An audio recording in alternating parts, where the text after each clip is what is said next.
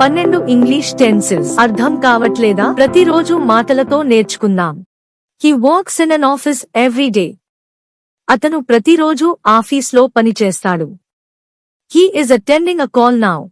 అతను ఇప్పుడు కాల్లో మాట్లాడుతున్నాడు.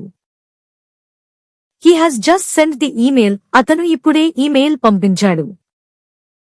He has been working here since 2020. అతను 2020 నుంచే ఇక్కడ పని చేస్తూ ఉన్నాడు. He completed the task yesterday. అతను నిన్న పని పూర్తి చేశాడు. He was fixing the issue at 5 p.m. అతను సాయంత్రం 5కి సమస్య పరిష్కరిస్తున్నాడు. He had solved the problem before the meeting. Meeting కు ముందే అతను సమస్యను పరిష్కరించి ఉన్నాడు.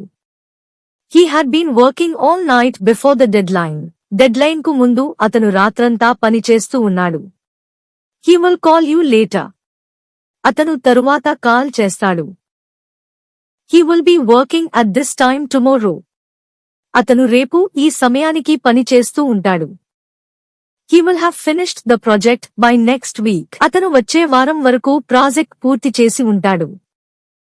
He will have been working here for 3 years by next month. వచ్చే నెలకు అతను 3 సంవత్సరాలుగా ఇక్కడ పని చేస్తూ ఉంటాడు. ఇప్పుడు మీ వంతు ఒక వాక్యం కామెంట్స్ లో రాయండి. మరిన్ని తెలుసుకోవాలంటే నెక్స్ట్ వీడియో చూడండి. వెంటనే ఫాలో చేయండి. ఇది డ్రీమ్ అండ్ గ్రో ఛానల్. నిన్నటి కంటే గొప్పవారిగా మారాలని కలలు కనే వారందరికీ మీరు ఏదైనా నేర్చుకున్నట్లయితే ఈ వీడియోను లైక్ చేయండి. మంచి భవిష్యత్తు కావాలని కోరుకునే వారితో ఈ వీడియోను షేర్ చేయండి. మనమంతా కలిసి ముందుకు సాగడానికి డ్రీమ్ అండ్ గ్రో ఛానల్ కి సబ్స్క్రైబ్ చేయండి.